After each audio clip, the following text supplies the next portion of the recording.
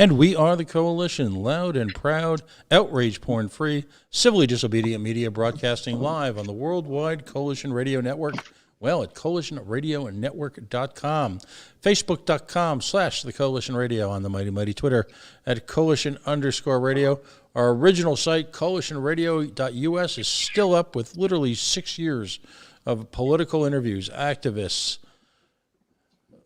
on a variety of causes, everything from, well, oppression to tonight's activities, legalization of drugs, immigration justice, virtually every civil liberty imaginable. We start with the Fourth. We don't believe that the Constitution ends at the First or the Second Amendment. There is a whole wide world of constitutional amendments that we revere. Most recently, most importantly, most exclusively, the Fourth Amendment. We've got a very special show tonight. We're going to be introducing to the Coalition audience a relatively new coalition, if you will. It's called Yes We Cannabis RI. Of course, they can be found at yeswecannabisri.com. We'll be sharing the link with you a lot over the coming months.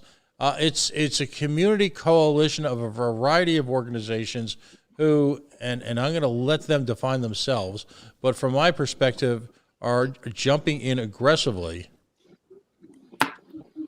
to move, if you will, public sentiment, to engage in community education, and to apply, I'm hoping, the needed pressure to our lawmakers to finally, end the failed, racist, misogynist, brutal war on drugs and support the legalization of all drugs, starting with cannabis.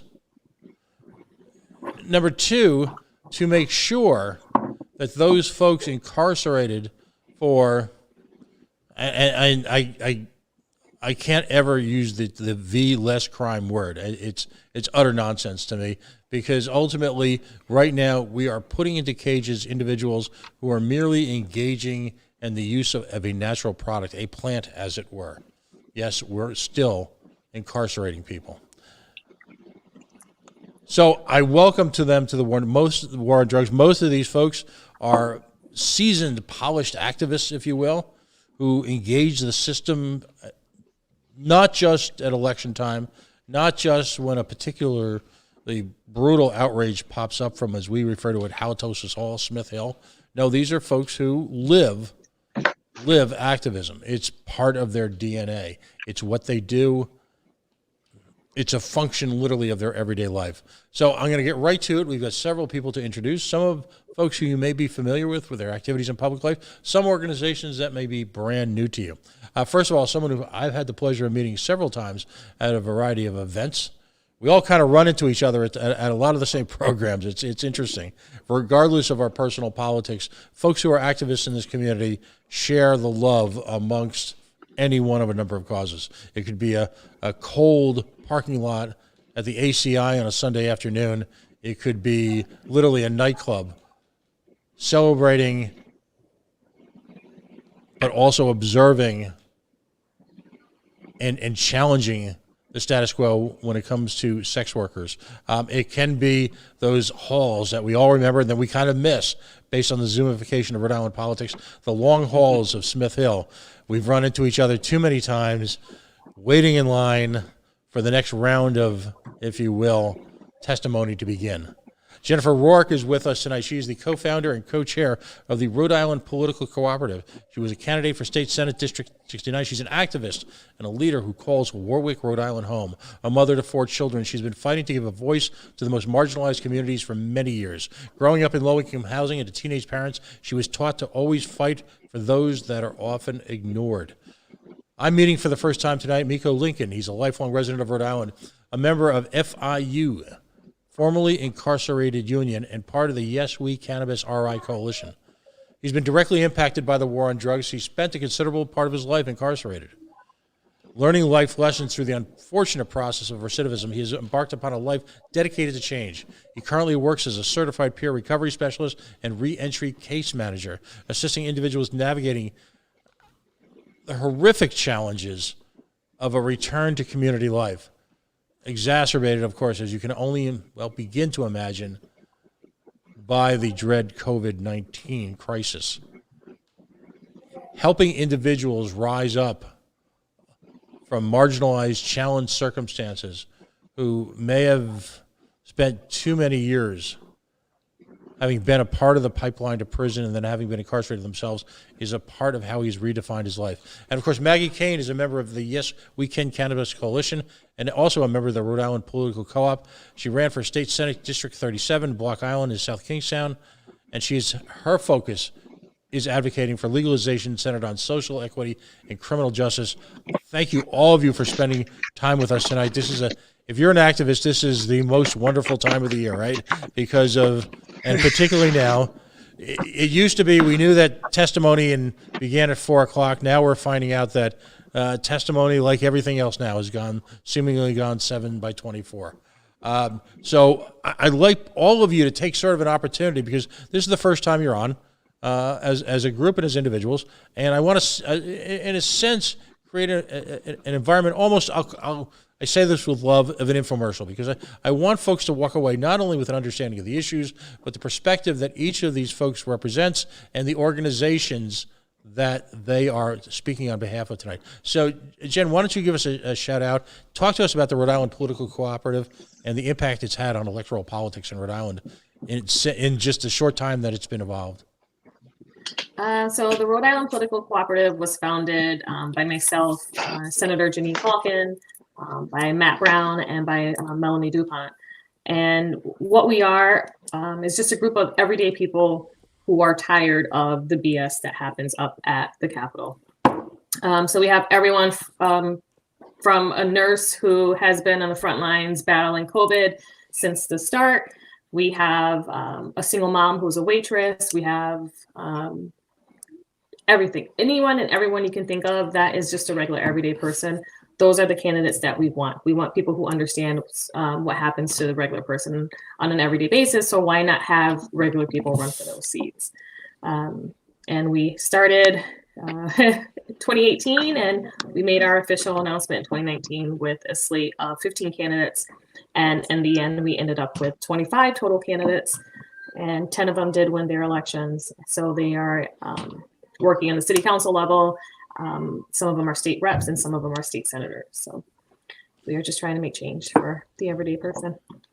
One of the aspects of civic life up on and like we always refer to it, Halitosis Hall, and all credit to Philippe and Jorge of Motif for that, and that'll live with me forever. That and a few other analogies we talked about offline about some of our more respected the salons in the great state of Rhode Island. But there were attempts early on by establishment politicians to, in a sense, weaponize the members of the co-ops. I'll call them life-earned experiences. In fact, attempting to diminish your participation because of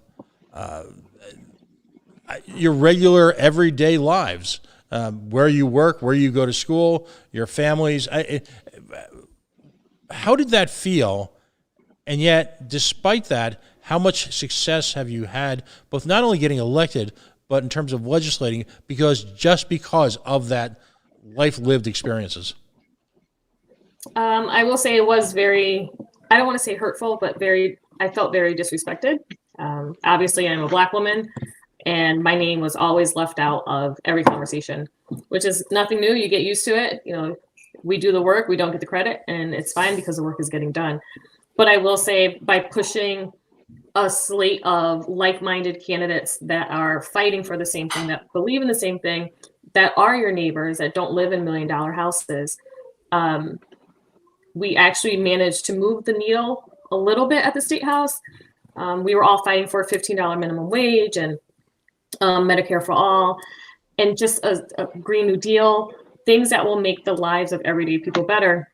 And oddly enough, we had a hearing on Medicare for all to start a committee or a study on it. They are pushing now for a $15 minimum wage. It's going to take longer than we want, but they are slowly coming to the side of the people of Rhode Island and further away from the corporation. So I think by doing what we did, by running a slate of candidates, we helped to push the needle a little bit, and it's just going to get pushed even further in the next cycle. Miko Lincoln, thanks for joining us tonight. It's great to meet you virtually, as it were.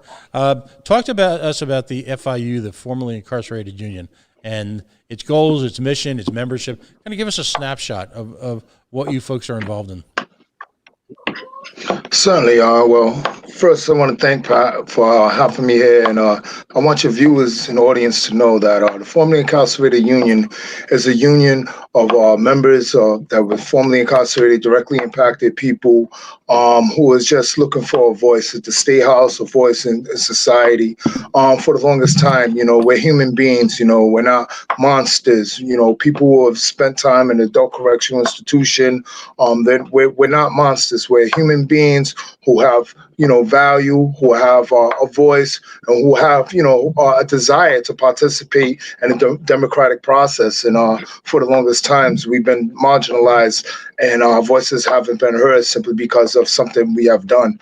Whether it been a crime or whatever. And the majority of us was directly impacted by the war on drugs. I'm 49 years old. I grew up in South Providence, Rhode Island. When I was younger, I had suffered from substance use disorder.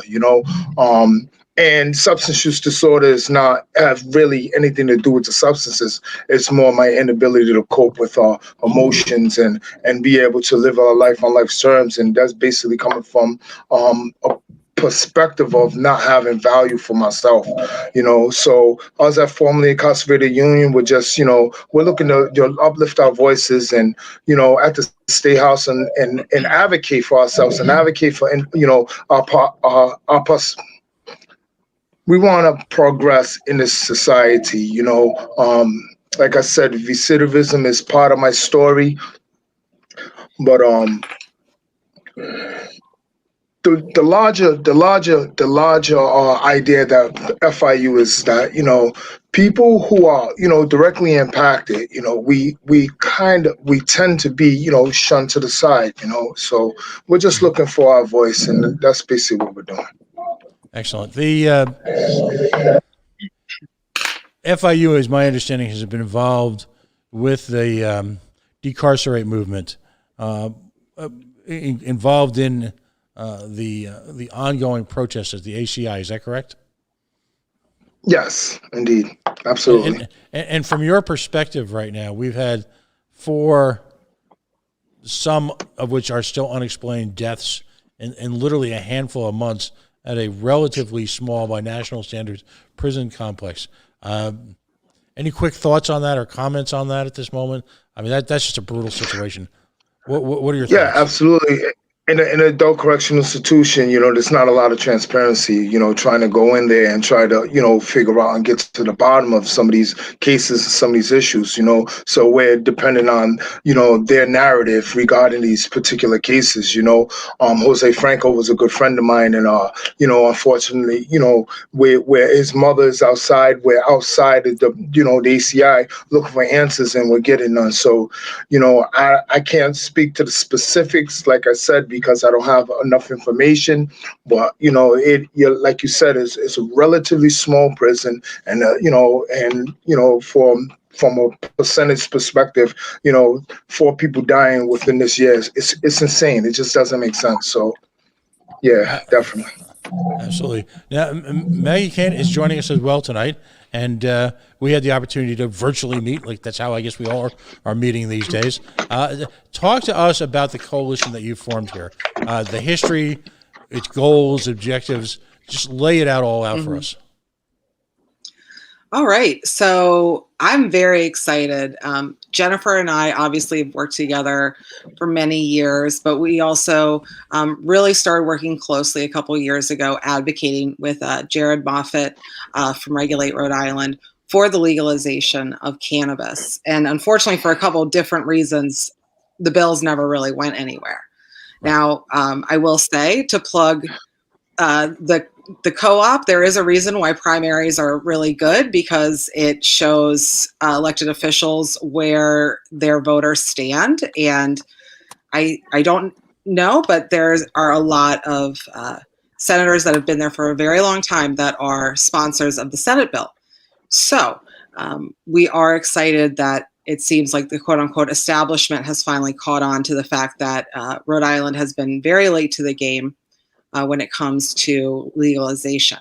So I was thrilled to meet Miko and Cherie Cruz, who are part of the FIU, and we all sort of came together from different groups. There's Reclaim Rhode Island is a part of the coalition as well.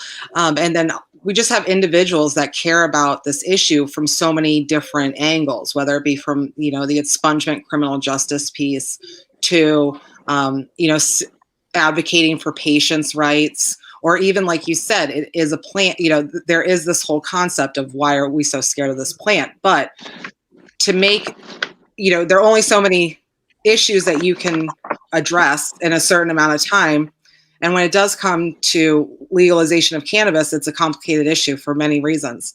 So we as a coalition really decided that to make this a really great bill and a true bill, that we need to center it on the criminal justice piece and the social equity piece and social the community reinvestment piece of it.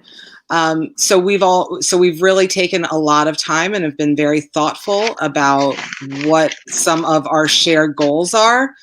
And basically it is to make sure that they don't find other ways to criminalize, mental illness, let's say poverty, addiction, because there are some loophole, right? So we just want to, and plus we want to make sure that automatic expungement is there. That is the demand, right? And we are not going to take any excuses for that.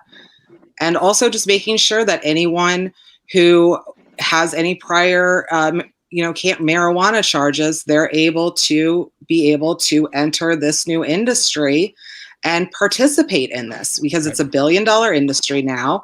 It's ridiculous that these people who really were invested in this industry before it was legal are now shut out of it. It makes zero sense. And we are here to make sure that the elected officials, hear this from the public, because we are paying attention. I mean, central to the whole equation is the fact that communities of color, communities that have been disenfranchised and marginalized by the criminal justice system, communities that were targets every day of the criminal justice system, should in fact have equity if in fact this is going to be a state-controlled, rigorously mandated system, if you will. I personally prefer a world as a libertarian where, quite frankly, anyone who is willing to sell safe product should be allowed to do so without the state's interference. And quite frankly, my biggest fear is that in the state's zeal to get money and to tax it, that they're effectively going to render the program useless. That's another conversation. But it's fair to say that the Jump Out Boys never tackled EG. The last time I checked, stop and frisk wasn't being conducted on County Street in Barrington.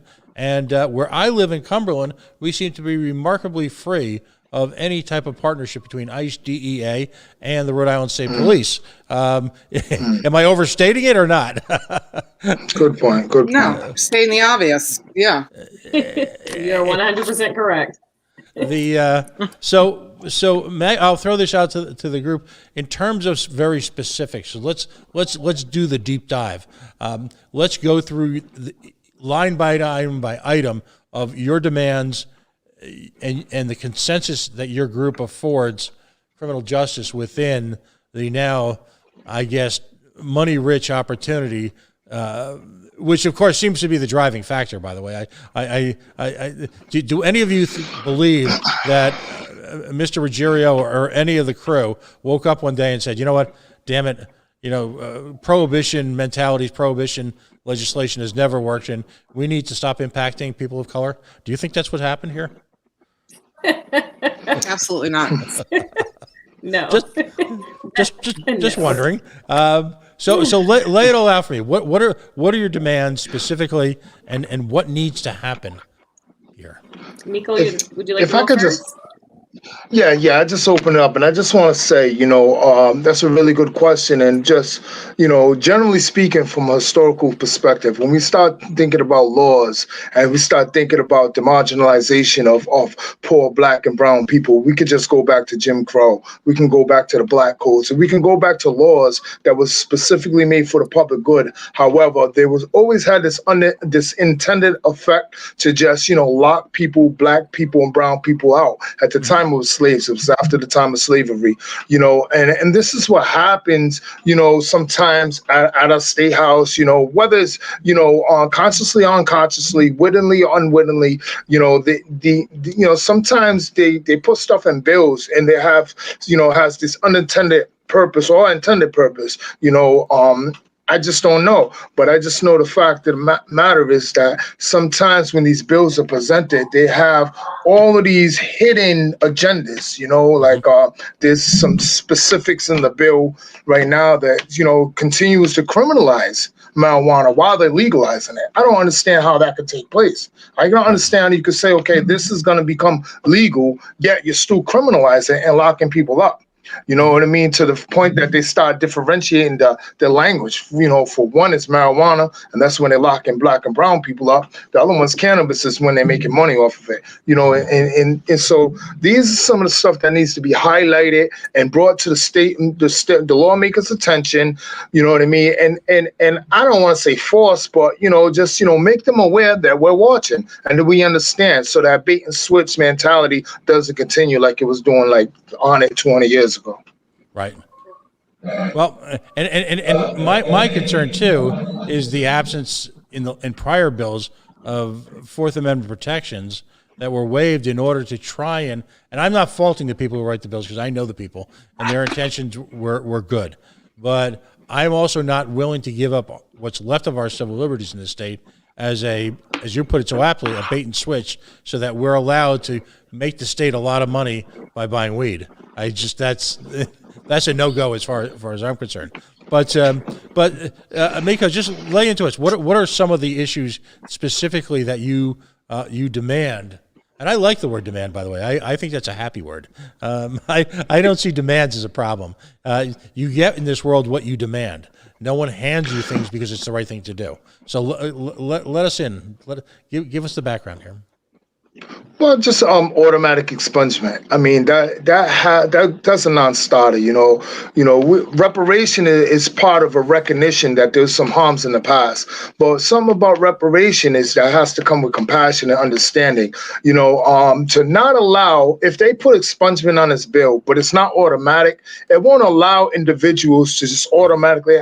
In fact, what would be happening is I have to go back to court and have to beg a judge to, take it off my record, and it's in his discretion whether he will or whether he will not. I know when I was incarcerated, one of the most humiliating aspects of my incarceration was having to go to court, be stripped, officers, looking at my body and stuff like that, then go to court and have to beg for leniency. There would be the same traumatic experiences if I have to go back again and ask them, oh, can you please, you're making it legal now, can you please take, just expunge my record, please, just to be told no.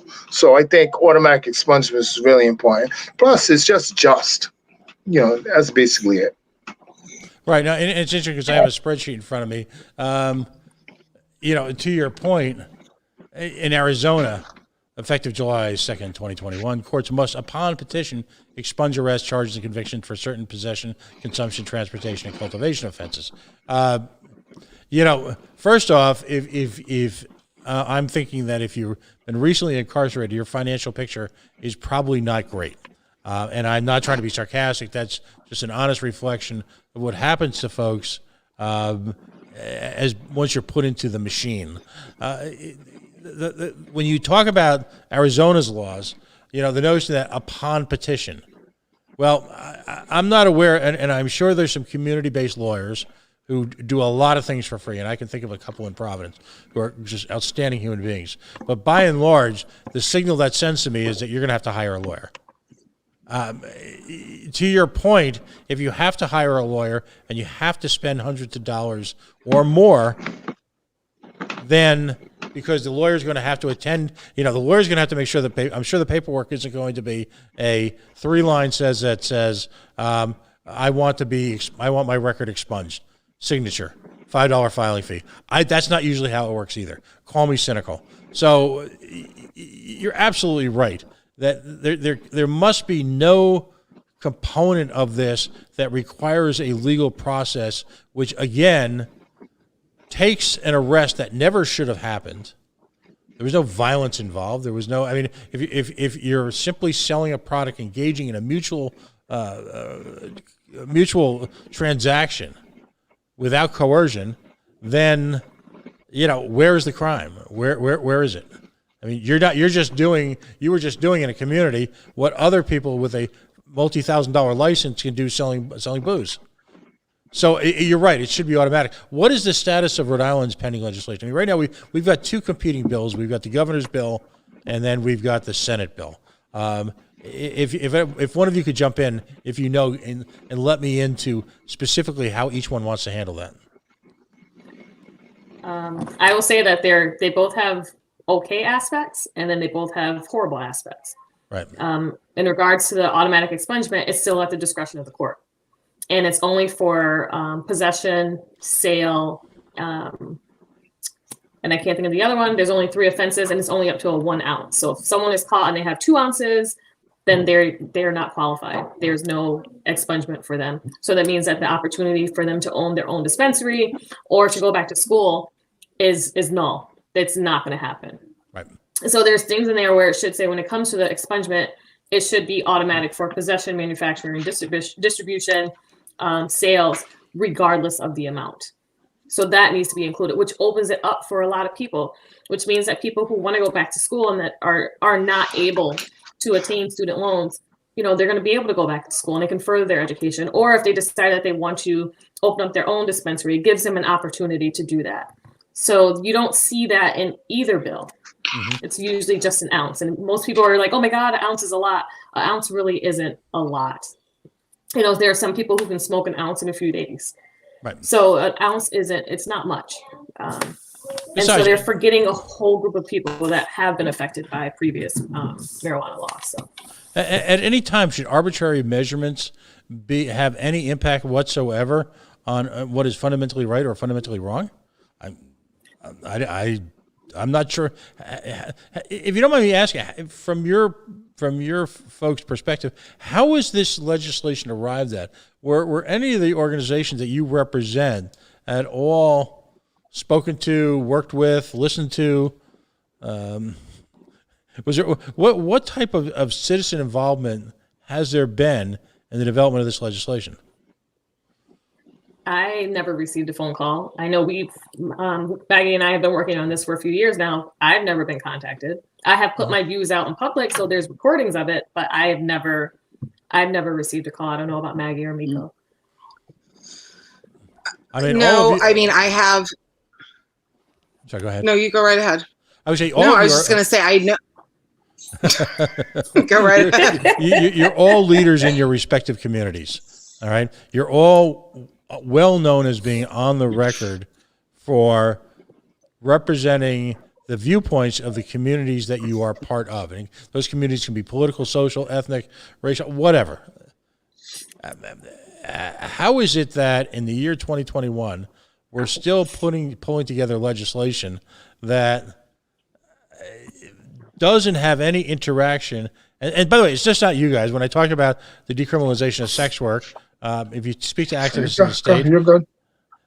It's veritably impossible to get involved. Any of these pressing issues, how is it that the people who screwed it up so badly and created these untenable situations suddenly think they have the answers? I don't know. I would say, I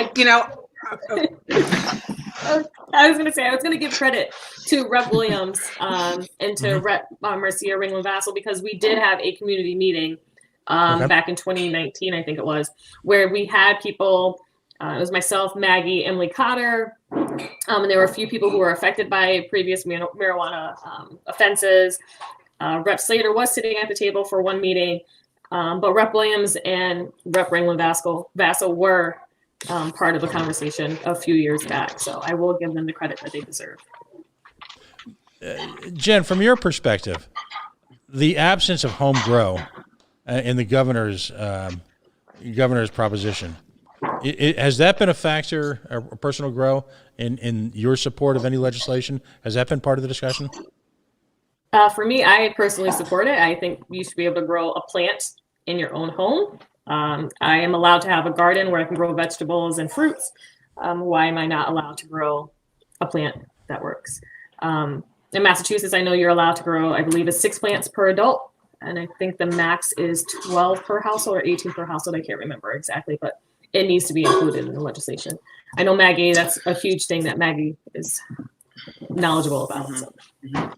So listen, I'm going to bring it back to what one of the first questions was about what are some of our shared goals from the coalition, because the point is that you could spend, and we have spent a quite amount of time going through this bill and, talking about home grow, THC levels, access to medication if you do have a, medicinal card. But really, as a coalition, we really want to talk about this automatic expungement, but also stop a further criminalization of cannabis, even if they do legalize it, which really they should call it, regulate and tax. They're not legalizing it. So they really should remove cannabis from the Rhode Island controlled substance list.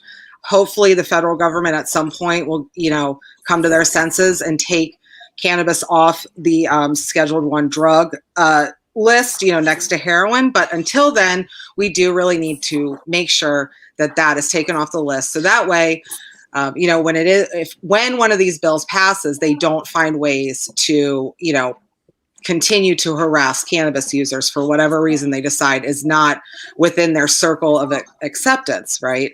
Another piece, so those are two pieces that we are talking about: automatic expungement and getting the cannabis off the controlled substance list. Another piece of that is to make sure that anyone who does have a prior marijuana charge, again, is able to participate in the industry, whether it be as an employee, as a lab worker, as an owner of a retail shop. There's no way that we can go forward without the people who have paid the highest price for this ridiculous, criminalization of this plant. They need to be able to partake in this billion-dollar industry.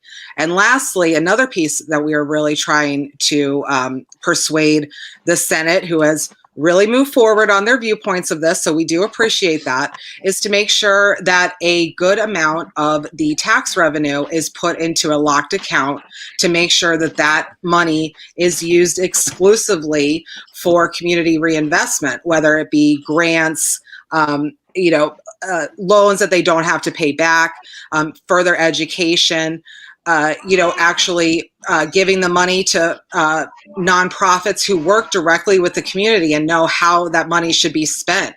That is a very important piece of that, of this legislation, because, and honestly, I think that if this is an investment for all of us, it shouldn't just be like, oh, for certain communities, we're investing in the people of Rhode Island with this revenue. So those are really the pieces. We do have quite a few more detailed issues, when it comes to the criminal justice and community reinvestment, and especially the civil liberties aspect of it.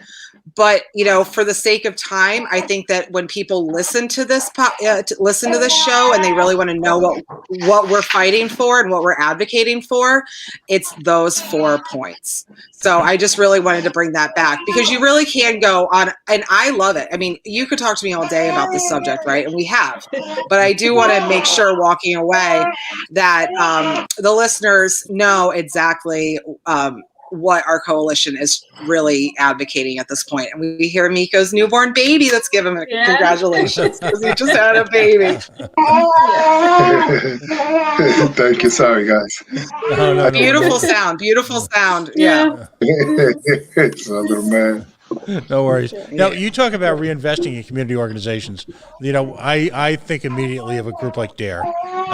Their Behind the Walls program, I think is, given all the funding challenges it face, the notion that You can work with people who are incarcerated, make sure they're in touch with their family, advocate for legislation on their behalf, fight for systemic changes in the system. That brings to one. What are some of the other things that you'd like to see done specifically with this? With what is projected to be probably millions of dollars. I think a big thing for me is to give an opportunity to those who have been previously affected to open up their own dispensaries or to use the funding to reinvest into themselves. So like I said earlier, there are some people who have felonies on their record who are not able to apply for student loans and, want to further their education. To give them, for me, I would call it a forgivable loan, or to help them with the initial funding that they need to open up their own dispensary. And I know at the state, the first thing they're going to say is, oh my God, we don't have any money. We don't have any money. We're not asking for money up front. We're asking to have that money set aside specifically in restricted accounts so that in a year's time, when people are able to go and to apply for it, the money is there. Right. My mother, when she bought her home, the hospital that she worked for, they gave her a forgivable loan because she'd met certain criteria. She lived within a certain vicinity of the hospital. She agreed to work for the hospital for, I think it was 4 years after she received the loan. And she bought a house. Like that was it. And there's things that we can do to help fix the problems that were created previously by these laws that are so unjust and unfair. We can do this by having the revenue go into proper accounts. We're not going to do the 911 fund all over again where everything goes into this account, into the general fund, and just disappears. We need to make sure that we do this the right way. Which version of the legislation are you more comfortable with, and which version do you think you've got more of an opportunity to massage, if you will, to recast, to perhaps redirect on a base political level, that is? Me personally, I'm not a I am fan. very happy with Rourke Williams. Sorry, go ahead, Maggie. No. I agree with you. I mean, I'm not jumping over the moon for either bill, but my guess would be is that the Senate bill is the more likely one to move forward. Mm-hmm. Yeah, I think they're going to, Rourke Williams' bill, she's more willing to fight for the equity portion of it. Right. So I am happier with that portion, but I really feel like they're going to railroad this Senate bill that we don't agree with, that needs to be changed, that needs to have better wording. Like it seems like people who have been affected by, for people who were formerly incarcerated, even though the language is there, that they should have the opportunity. If you continue to read through the bill, the words kind of contradict themselves. So those people who have been affected are not able to open up their own dispensary. They're not able to work in a lab. They're not able to do certain things, which is unfair. So, but if they listen to us and they really want to do the right thing for the state of Rhode Island, mainly for the people of Rhode Island, they will listen to what we're asking for. In terms of sponsorships of the Senate bill, and I would agree with you, the governor's bill seemed to have come out, like so many things from the governor's office, just sort of out of left field, with more of a reactionary piece of legislation than anything that involved any sort of crafting. One of the biggest roadblocks to the type of legislation that you envision as being the ideal has been the, if you will, the organization that represents police chiefs in the state. I mean, they are the prime, and this is my opinion, not the opinion of my guests, I'm careful to say that, but they are the prime provocateurs of reefer madness in the state of Rhode Island. Have you had any conversations with them? For whatever reason, they seem to have an inordinate amount of clout, despite the fact that one could argue that their respective police departments have been the source of some of the biggest generators of racial tension in the state. Any contact with them at all? I personally can say I have not spoken to. The only police officer I speak to is my husband. He's a former police officer, so he does share his opinion about what it was like to be a police officer. Mm-hmm. But in the state of Rhode Island, I have not spoken to any officers personally. I don't know about Miko or Maggie. I have not. I mean, I would suspect that, we would hope to start opening those conversations and, exchanging ideas and, just to let them know, I just bring it to your attention, our perspective and where we're coming from.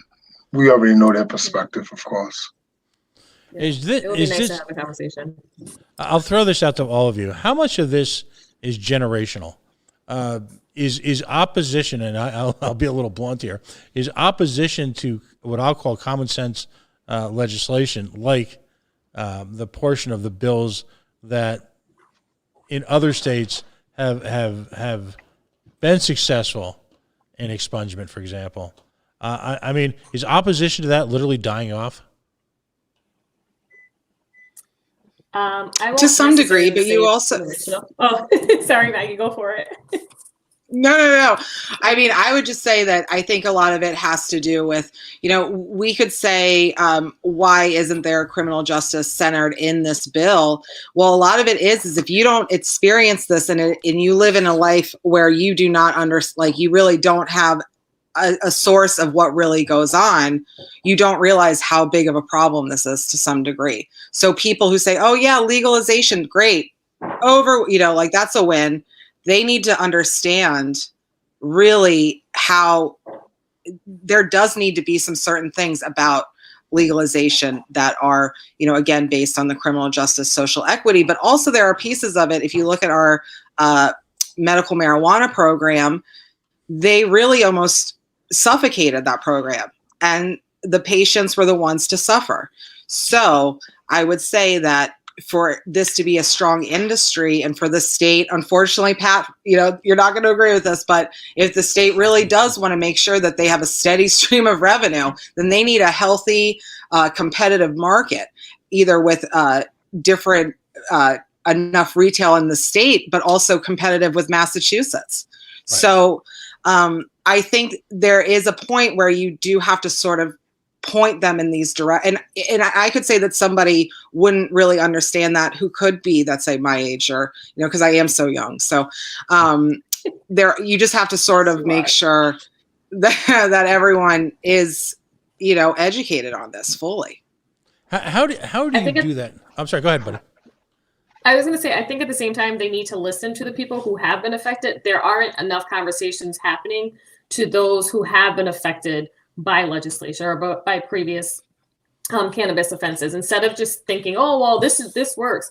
How about you actually speak to the people who have been affected by it? Like, people like Miko will tell you, like, this is what happened to me. This is how we can fix it. This is how we can change it. This is how it needs to be done. And instead of having their conversations with the community, it's these internal conversations where they see things through these rose-colored glasses and they don't understand the truth behind it. Right. It's how do we do that then? I mean, it's again, there are these competing alternate realities. Yours is the real reality. I mean, this is, if you've lived in the city, you understand how things work. If you've spent your life with this sort of rose-colored glass version of your young days in the city, and then you were ported out to the burbs, odds are you're probably not having to deal with any of these issues. And so it becomes just sort of, if you're old enough to remember Charlie Brown, when the parents talk, it's that wah, wah, wah, wah, wah, wah, wah. I by the way, it's funny because I was looking for something and I stumbled upon my testimony at one of the legalization hearings back in the day. And I remember so clearly the day that Gina Raimondo decided that it was a great idea to tax medical cannabis, which to my mind is still one of the most horrific things I've ever seen, because I think we've all known people who've been very, very ill and for whom cannabis was just a gateway, maybe not to healing, but a gateway to some quality of life. These are people who operate in their own private Idaho, as the song once said, who are just seem to dance through life untouched by the trials and tribulations that I think everyone, including myself on this call, has had to suffer. How do we do that?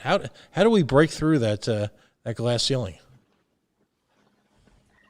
I will say that we need to elect people who actually listen. I don't know about everyone else, but I'm not afraid to go into Providence and have a conversation with someone. And I think there are so many officials who believe going into the community is the wrong thing to do. when it really needs to happen. You need to go to the people who are most affected on a daily basis and ask them, how can I help you? And what's the point of running to represent a city or a town and you're not going to do the work that the people actually need? So the conversations need to be had. They need to go have the conversations at ACI. They need to sit down with Miko and Cherie and have these conversations. They need to go to DARE and have conversations. And that's not happening. There are no longer the options to have a town hall where people can come and express their concerns. And the people that have the chance to do that, they're not doing it. You need to not be afraid. You need to talk to people. Just because someone has a record doesn't mean that they are a bad person. There are some that are. But there are people who are, I don't say that they're criminals. They have committed crimes of opportunity. You know, people don't understand when you live in a neighborhood, when you're struggling to put food on the table, sometimes you have to go out there and sell weed. Sometimes you have to go out there and sell cocaine. Like, people don't understand that, and they don't take the opportunity to understand it. They're too judgmental. You know, take your judgment aside, take your pride aside, and go have conversations with people that you normally would not have a conversation with. If you were to, and I'll ask all of you this because you all have interactions with our elected officials. If you were to go to most state representatives or senators and ask them what their interpretation of the pipeline to prison meant, what type of response do you think you get? Good question.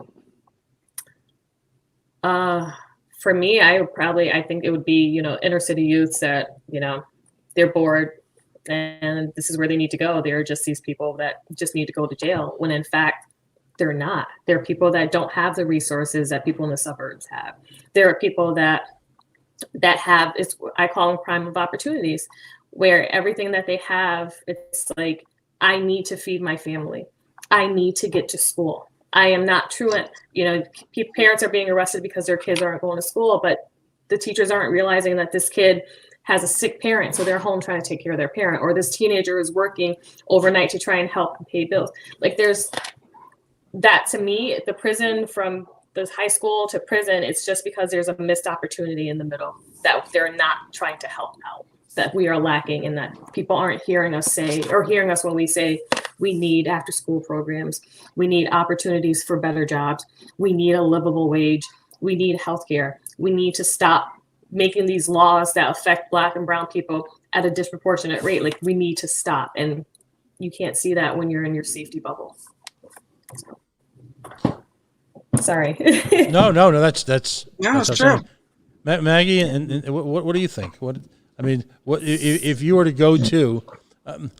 We all know there's certain legislators who, by background and or by overall intelligence, who are able to overcome, if you will, their own personal, I'll just say, born into prejudices, and are able to work beyond that. But the problem is there's this implacable block of legislators who still think it's 1954 and the streets of Pawtucket are fine, and you go out to them, to any one of a number of the businesses there, even though they don't live in Pawtucket anymore. They don't live in the south side of Providence. They don't live in the West End. They don't live in any of these places. They don't live in Arctic. They've all left them. But they've got this, again, if there's a description for tonight, it would be rose-colored interpretation of how they think things were. Not how things are, not how things really were, but how they think things are. And any failure to attain that level is clearly a failure on behalf of the individual and their own personal failures. When in fact, we all know situations where a traffic ticket, a parking ticket, can lead to literally life-altering circumstances if you're poor. I will always argue that Rhode Island is one of the most expensive places in America to be poor in, for all of the reasons that folks find themselves going down this slippery slope because of one mistake or one bit of bad luck, a car that breaks down that they can't get inspected, hundreds of circumstances. And first and foremost of these are young people getting caught with weed. And that, how do you explain to these people that should not have life-altering circumstances? I would just say that I would just try to sort of turn the tables on them and just try to understand maybe how, even that, if you want to talk about the health of Rhode Island in general, how it affects all of us. I mean, it not only destroys this kid's life for the dumbest reason ever, but it also is, it also just doesn't work. But honestly, like I'm even struggling to answer that question. I would turn it and I would say that it's the responsibility of the people who live in their district to make sure that their elected official knows what they expect of them. And if it means spelling out, let's say, these 4 points that we've been talking about, that's on. I do think that there is something to be said about the fact that the more people who are involved, the better these people listen, because it's not like they haven't been told it before, right? They just don't want to listen to it. And I'm not, that's a generalization. I do not even want to say, I don't even know that, but we do know the way to get them to listen is to challenge their power. So we need all people who are listening to this, if you are interested in having a just, healthy, criminal justice, social equity-based legalization, which is good for you, it's good for me, it's good for everybody, then go to Yes We Cannabis RI's website and sign up, because then we can teach this very long lesson that actually started in the late 1600s when this country was first colonized. That's why I don't want to have this conversation with them, because you pull on a thread and this whole sweater comes undone, right? Like it's not a simple conversation to have. Right. And you can't have someone act defensively because they're not going to listen. So I'm going to be quiet because I really do want to hear about because Miko, see, that's the thing. I don't have a lot of patience. I can't talk to people very well, but Miko's really good and he explains himself. So I want to hear it. As you was asking that question, Pat, I was just considering, what is currently happening in our country today. You look at George Floyd, you look at all of these different social justice calls, and you see all of this crazy stuff that's going on at the United States Capitol, and the Proud Boys and all this and all that, and you have to stop, whether you live in a bubble or not, and see this for what it is. The fact of the matter is, this country has been grappling with a real serious problem, a real serious disease, and that's racism. And it's continued to rear its ugly head in every facet of our society, and that is why we can't get no progress. So as individuals, if we don't, as an individual, my responsibility is for me to understand this stuff. My responsibility is for me to start, to educate myself, and of course I have a responsibility to educate others as well. But for the people, your viewers, and those who are, within the sound of my voice can hear this, their responsibility is to really care. You know what I mean? I'm a human being just like them. I might have different color skin, but I still bleed red. You know what I mean? And I still have emotions. I just have a 10-year-old newborn son that I want to see prosper. I want to see my son become a productive member of society with honor, integrity, standing on principles that, that move human beings forward. And I can't do that if at every turn, I'm being harassed in some way, shape, or form, So there's some state representatives, senators, who know what it means, to go from, from school to the training school to the ACI. You know what I mean? They know that pipeline, travel, that walk of life. They know it, like the back of our hand. And then there's others who don't know. You ask Representative Williams about that. She knows firsthand. Scott Slater, he knows about it. You know what I mean? He comes, he goes to their meetings, behind the wall meetings, he sits down and he educates himself, But then there's others who are really remote, you know what I mean? They jump in their BMWs and they go back to their little bubble, and they really don't give it as much thought. You know what I mean? Their constituency might not be a majority of them, blacks or African Americans or Hispanic or whatever the case may be.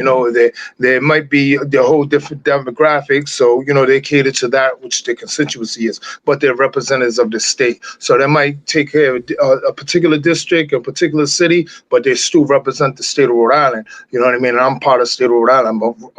I'm a lifelong resident of Rhode Island. So I would think that they will have my best interests interests as well, and it's their responsibility to show some empathy towards us, and we can educate them. But yeah, absolutely, man. We just need to educate one another. That's it. So what are the next steps for the coalition? You've gotten off to a wonderful start. I know you had a Zoom conference with a number of stakeholders the other night. You're reaching out to a variety of communities through organizations like ours. When do you anticipate these bills being heard, and what pressure, or what's the next step to bring pressure to bear on these individuals? I know I'm happy to come along and do whatever I can. I'm one person. We're a hardy little bit small little outfit here, and I know that Steve Alquist and a number of other folks in the alt media are eager to support your efforts. So what's the next step? Where do we go from here? Jen? Wow.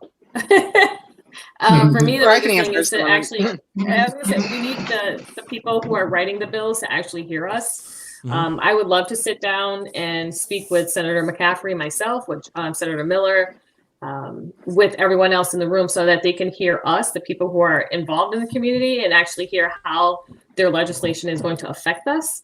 I think now it's just the time to get what we need and what we want as the people who are going to be affected. I think we need to get our concerns out there, and I would love to do it. I'm all for meeting for face-to-face if that's what they want to do, but they need to hear us. So we're just going to keep getting our voices out there and just trying our best to get them to understand that what they have right now is not enough. Not even close. Maggie, what are your thoughts?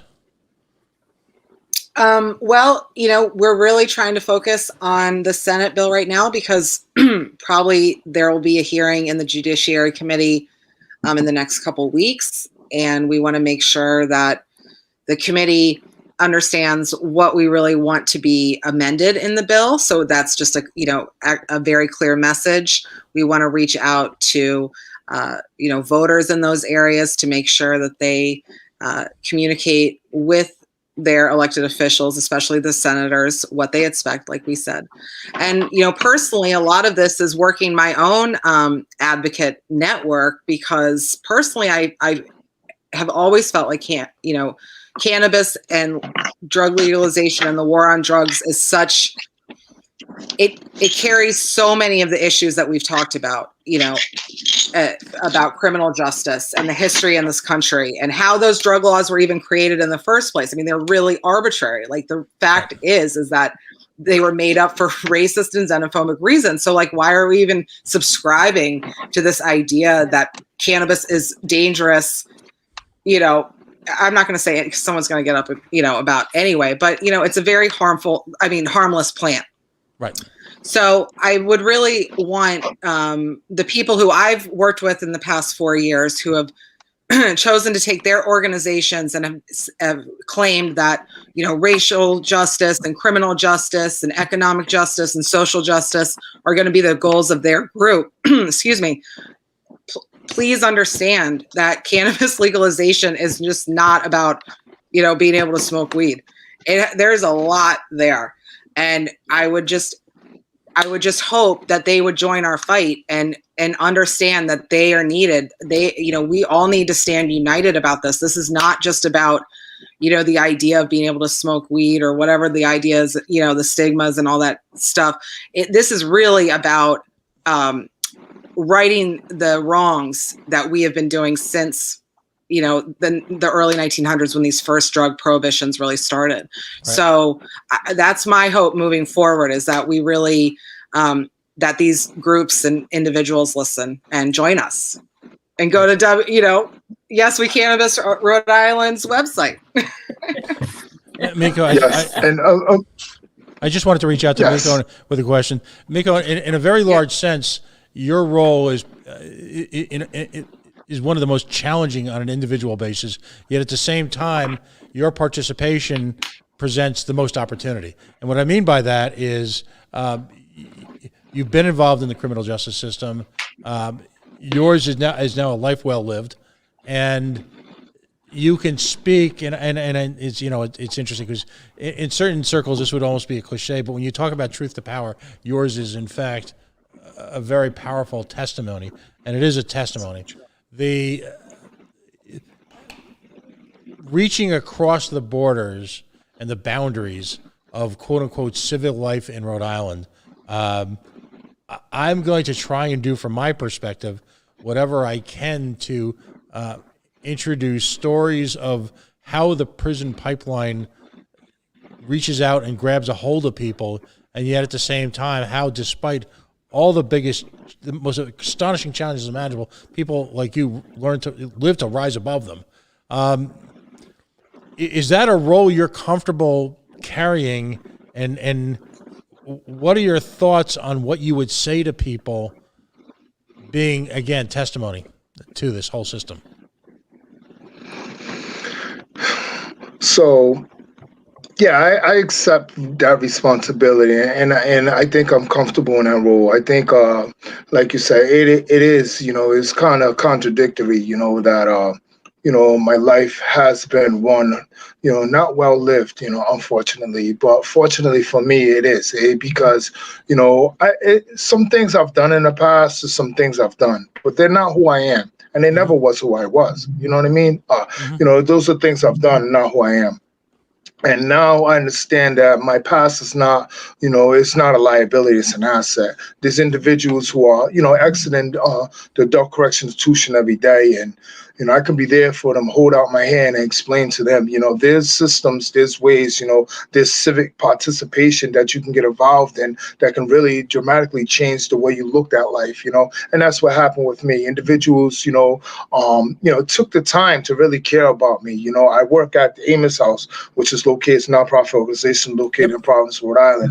And Eileen Hayes, who happens to be CEO, really, took the time to really care about me and care about me as an individual and show me that I did have value. And that in turn aid me in understand that I do have value and I can be an asset to some organizations and to this particular coalition and to many others, that's exiting. So I would say to individuals who are being released, you can make it, you can be successful if you just believe in yourself, And as far as the prison pipeline is concerned, it starts when you're in elementary school. I went to elementary school in Providence, Rhode Island, and they didn't teach us about civics there. They didn't teach us about civic participation. The resources wasn't there, and I assume that that's the case right now because and I know this is totally for a different show, but right now I think the state took over the Providence school system, so on and so forth. But it starts there, and it just never ends. So that's what I could. Well, I'll disagree. I'll disagree with you on one thing. I think your life is clearly well lived, and that's not to try and patronize you. It's a recognition of being able to rise above events. And if this opportunity now gives you a chance to impact the community in the way I think it can, because I think this is the beginning. This is not a battle that I believe is going to end in this legislative session. I think we're still a little bit of ways. I think that from my personal perspective, that the legislature is looking to do a little bit of a quick end run, a quick revenue grab, without real consideration of not only the events and the issues that your organization is centered on, but there are others as well.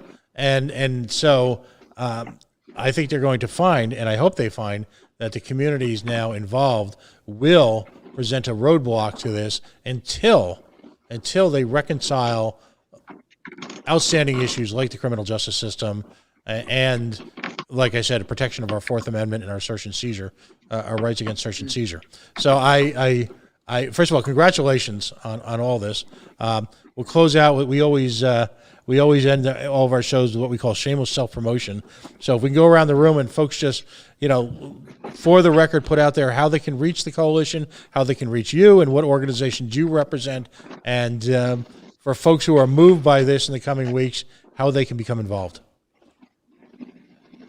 Maggie, why don't you go first? Maggie, you can go first. Yeah, absolutely. Okay. So, I would just say, please go to our website, YesWeCannabisRhode.com.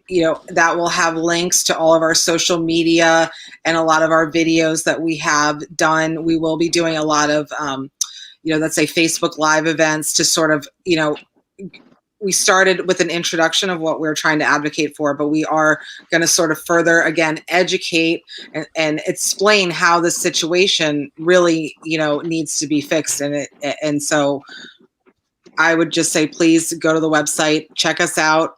Obviously I am a member of the Rhode Island Political Co-op, and I'm very excited about this. So. Super. Yeah. Ms. Rourke, how can folks reach out to you? Not only can you reach me at the yeswecannabisri.com, but my website is jenniferrourkeri.com. I'm also on the Rhode Island Political Cooperative. You can find me on Facebook. I'm on Twitter. I am everywhere. But I'm just asking if you have been affected by, I heard you, Maggie, if you have been affected by previous marijuana offenses or anything, please go to the Yes We Cannabis RI page and share your name. We would like to collect stories so that our legislators can hear how laws have affected people on a real basis. Mr. Lincoln, how can folks get in touch with you and your organizations? Yes, I'm a third here. Yes, we can our on cannabisri.com. You can reach us there. We have resources, information to help you get caught up and updated on the current legislation that's taking place. And we'll be able to, direct you to resources. Also, I'm part of the formerly incarcerated union, FIU. You can reach us on Facebook, and Twitter. And I would invite everyone to follow the efforts of the Decarcerate movement. And that's how I think you can reach also a number of organizations in the province area that have been sort of brought under that umbrella. And it's a wonderful opportunity for organizations out there, I think, who would like to reach out to you folks and lend their voice and lend their support. Thank you all for joining us tonight. I hope this was. Thank you for having us, Pat. Yes, thank you. Listen, it's an open door. We all share the same goals, the same missions. It's through crossing political boundaries and sometimes the artificial boundaries that are put up by the system to prevent different groups from working together. They fulminate a great deal of disinformation, and when different organizations actually sit down, the purpose of the show, the coalition, it's called the coalition, much like your coalition, is to take folks of different backgrounds, different political beliefs, find out where we have overlap, find out where we have shared beliefs. And I joke with Maggie the first night I spoke with her about this. Let's spend the next 10 or 15 years figuring out how to fix those things, and then we can get back to disagreeing, and we can get back to that. And ironically, I bet you we won't. There's a hell of a lot of work to be done, and we're in crisis mode. It needs to really happen now. We can't lose another generation of this, can we? No, we cannot. All right, we cannot. Absolutely not. 100%. We're going to sign off then. We are the Coalition, loud and proud, outrage porn-free, civilly disobedient media broadcasting live on the worldwide Coalition Radio Network at coalitionradionetwork.com.